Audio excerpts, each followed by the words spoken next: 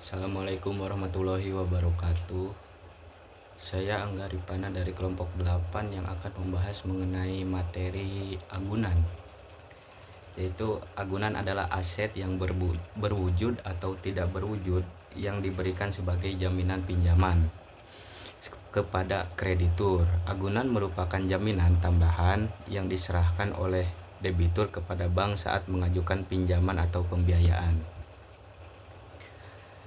Jika debitur gagal memenuhi kewajibannya untuk membayar utang, kreditur berhak untuk mengambil alih agunan tersebut untuk menutupi kerugian. Agunan dapat berupa barang bergerak seperti kendaraan, mesin, atau barang tidak bergerak seperti properti atau tanah.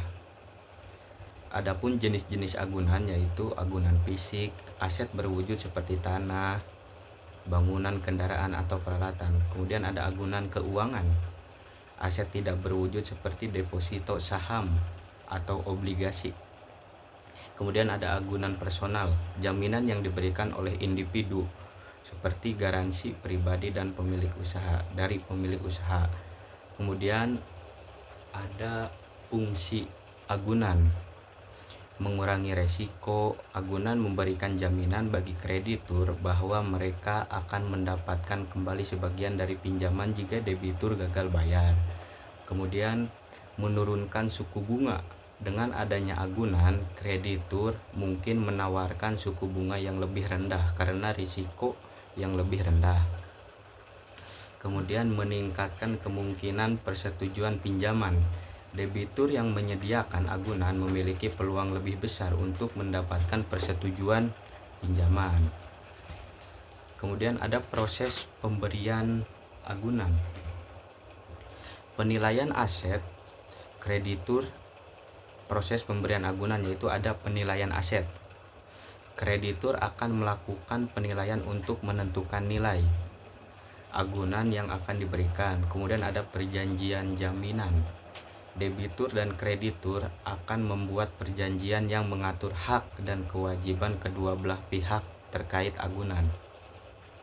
Kemudian ada pengikatan. Agunan biasanya harus didaftarkan atau diikat secara hukum untuk melindungi hak kreditur. Kemudian ada resiko terkait agunan. Penurunan nilai. Nilai agunan dapat berkurang seiring waktu yang dapat mempengaruhi perlindungan bagi kreditur. Kemudian ada likuiditas. Beberapa jenis agunan mungkin sulit untuk dijual atau diuangkan jika diperlukan. Kemudian ada biaya pemeliharaan. Beberapa agunan seperti properti memerlukan biaya pemeliharaan yang harus diperhitungkan. Kemudian ada syarat-syarat agunan. Syarat-syarat agunan biasanya meliputi beberapa aspek penting untuk memastikan bahwa agunan dapat diterima dan berfungsi dengan baik dalam perjanjian pinjaman.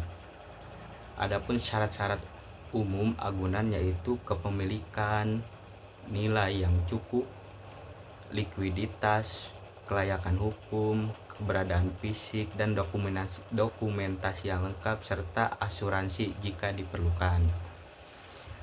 Kemudian ada contoh agunan yaitu properti tanah dan bangunan seperti rumah, apartemen, atau lahan kosong yang menjadi jaminan untuk pinjaman hipotek.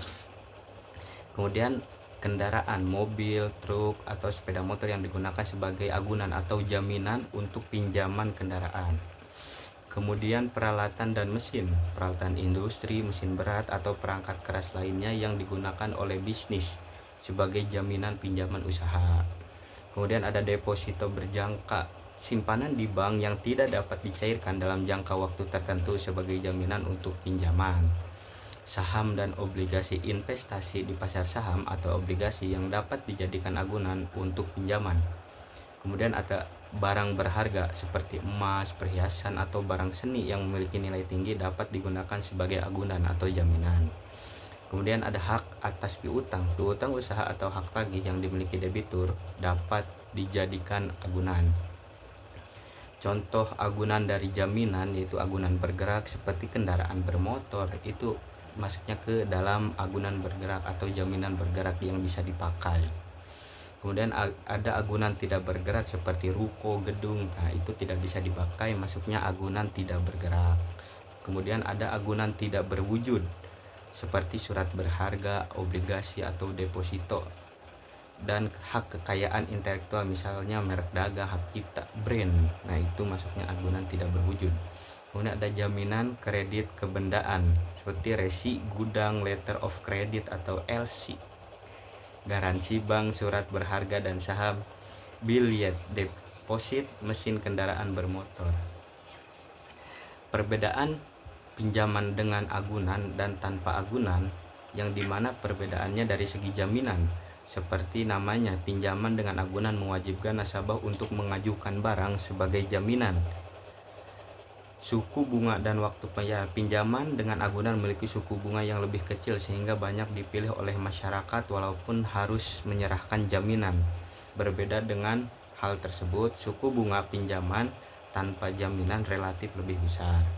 Sisi penyitaan aset atau agunan yang menjadi jaminan atau disita oleh bank jika nasabah tidak bisa menepati pembayarannya sesuai yang ada di kontrak.